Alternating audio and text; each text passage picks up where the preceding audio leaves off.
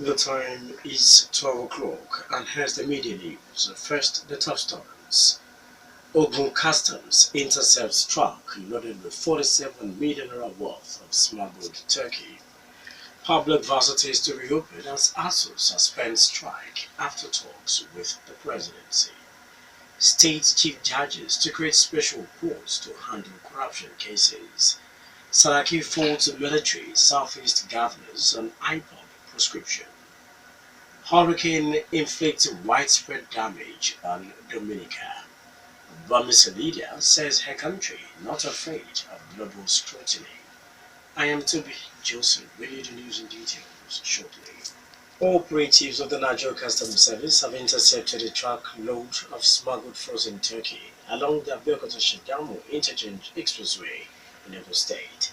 The truck, marked ICT 13E047, belonging to Dangote Cement Plant, Ibeshe, was loaded with 3,000 cartons of contraband frozen turkey last Saturday at 3:45 a.m. The State Controller, Sani Magudu, who led the stall at a news conference in Abeokuta, estimated the value of the impounded turkey at 47.2 million naira with a duty value of 20.2 million naira. The controller says the truck driver who escaped after the interception is being tracked.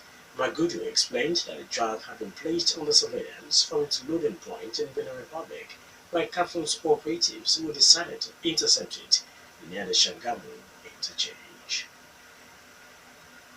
Victory Christian Academy at Abeokuta has announced offers of admission into its classes from crèche to primary 5. The academy in a statement listed the offers as including 50% discount in tuition fees for the first 50 pupils, discount for fatherless children, and teaching of phonics, French, and computer subjects in a serene environment. The academy also says its new school too at Ishabo Abeokuta will resume for the new academic session on Monday, September 25. Interested members of the public seeking more information about the offers at the ongoing admission are asked to visit Victory Christian Academy behind OGBC Barra Housing Estate at Abeokuta. Alternatively, they could call 0806 046 0049 for further inquiries. Presidency is to meet leaders of the National Union of Petroleum and Natural Gas Workers, NOPEC, following the stoppage of lifting of products by tanker drivers at depots. The Labour and Employment Minister, Senator Chris Ngige, in a statement, says the meeting will hold later today. NOPEC is an affiliate of the United Labour Congress, ULC, which declared a nationwide strike on Monday. Other affiliates of the Central Labour Union include banks, insurance companies, telecommunication, electricity, railway, and aviation workers. Bank, insurance, and aviation workers had opted out of the strike. Demands of the ULC include withdrawal of troops from workplaces, the review of the sale of the Power Holding Company of Nigeria, and establishment of task force to inspect factories.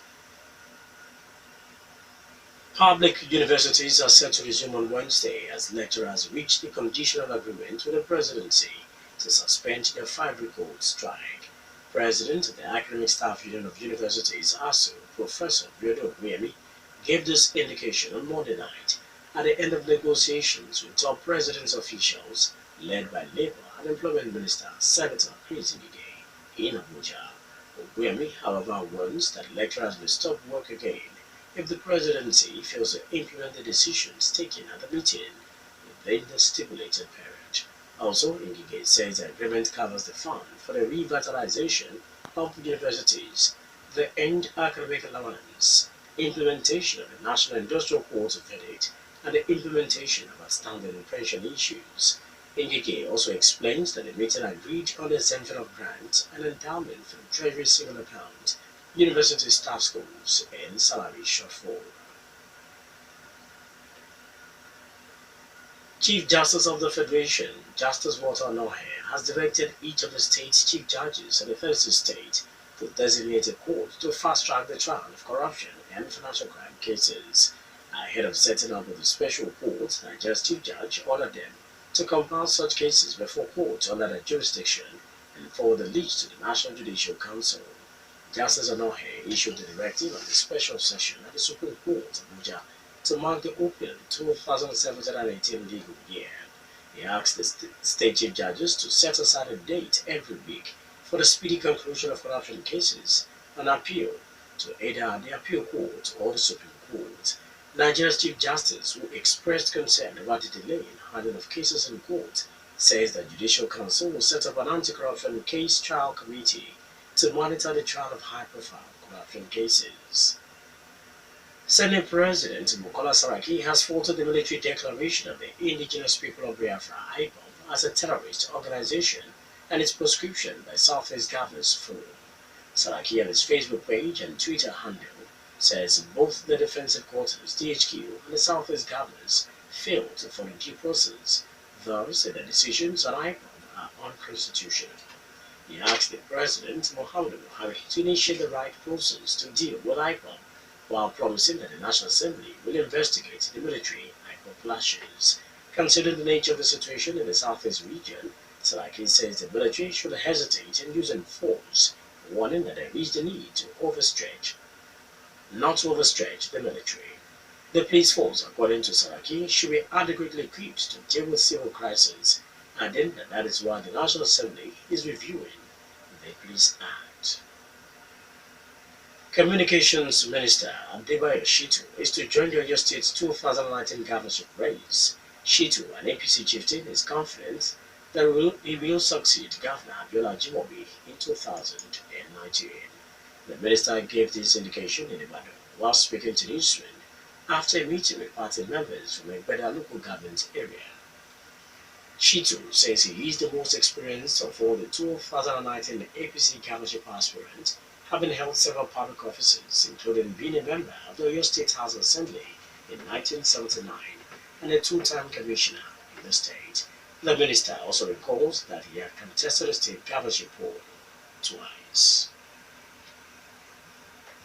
Several people have been killed by suicide bombers in a fresh attack in Borno State. The attack occurred on Monday at Mashimari village in Konduga local government area, some 35 kilometers to Maiduguri, the state capital. Witnesses say the attack was carried out by 3 suicide bombers who infiltrated the crowd and detonated an improvised explosive device, injuring several others. Chairman of the State Emergency Management Agency, Ahmed Satomi, says the number of casualties is not yet known. You're still listening to the Midday News on Rock City 101.9 FM. Up next, we bring you foreign, business, and sport news. Please do stay with us.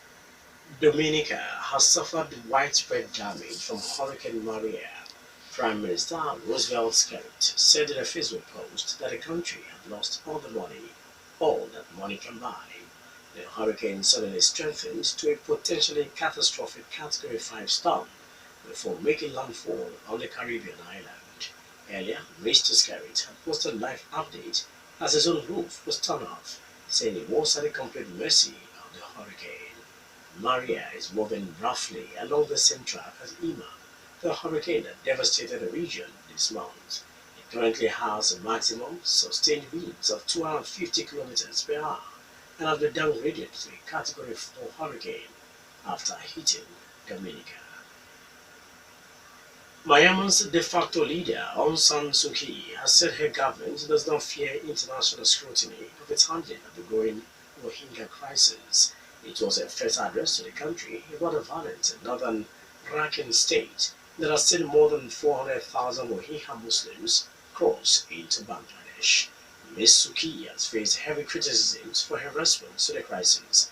It was said most Muslims had now fled the state and that violence had ceased.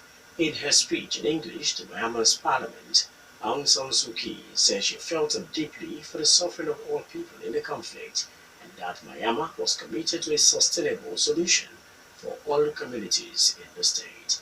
Rakhine has faced unrest and sporadic violence for years, but the current crisis began in August with an armed attack on police posts, which killed 12 people blamed on the newly emerged militant group, the Arakan Rohingya Salvation Army. The Rohingya, a Muslim minority, are denied citizenship and equal opportunities by the Myanmar government, which says they are illegal immigrants from Bangladesh. Rohingya Muslims started living in vast numbers, crossing into Bangladesh with tales of the villages being burned and saying they were facing persecution at the hands of the military. In business, the presidency says 13 state governments have agreed to dedicate 5,000 hectares of land for the grazing of cattle. Agriculture and Rural Development Minister Chief Audu Ogbe made this known in Abuja at the National Conference on Transformation of Livestock Industry. The minister explained that 415 areas gazetted for cattle grazing and reserve have been converted to other uses, adding that the Federal Capital Territory used to be cattle migration route before the Federal Capital Territory was relocated from Lagos. Odway also says a new security outfit, Agro Rangers, trained by the Internal Affairs Ministry, is to be posted to protect major agricultural investment, including cattle ranches. According to the minister, the 3,000 armed security personnel will be deployed to major agricultural farms at no cost. Finally, in the media news, sport news. Super Eagles B team have bounced back to winning ways after two successive draws against Mali and Guinea by beating bitter rivals Ghana 2 goals to 0 at the Cape Coast Stadium in the ongoing 2017 WAFU Cup tournament. Super Eagles chief coach Salisu Yusuf made 6 changes to the lineup. Nigeria needed a win against already qualified Black Stars, and the NPFL Stars put up a brilliant performance. First half ended goalless with the Super Eagles home-based team dominating the half. Peter Eneji was voted the man of the match at the blast of the referee's full-time whistle.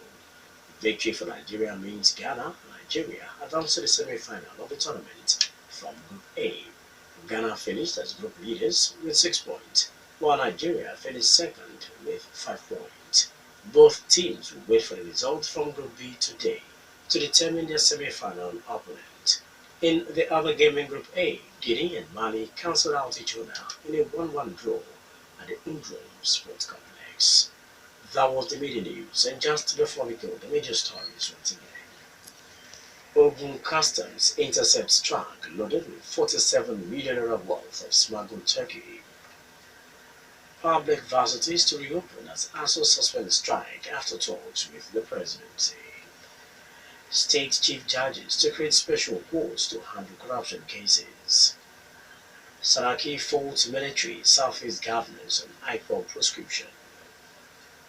Hurricane inflicted widespread damage on Dominica. A Burmese leader says her country is not afraid of global scrutiny.